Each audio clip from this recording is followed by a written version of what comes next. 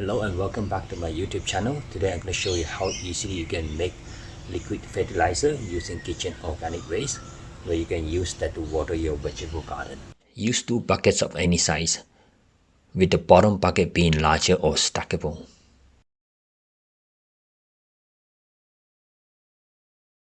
For the inside bucket, drill a few holes on the side near the top and at the bottom to allow drainage.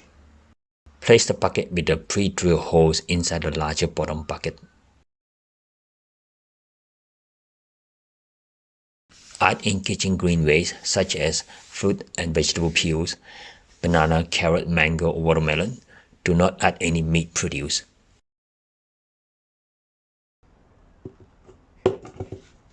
Add enough water to fully immerse the green waste.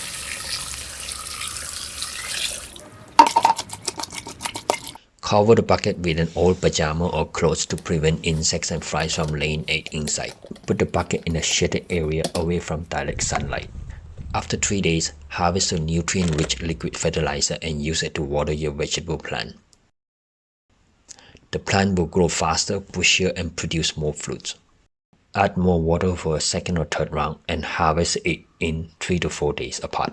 After about 1.5 to 2 weeks, dispose of the green waste and start a fresh batch. Dig a hole in the garden, bury the waste, and cover it with soil. This will act as a secondary compost for your garden. Thanks for watching. Like and subscribe for more upcoming gardening videos. As always, happy gardening.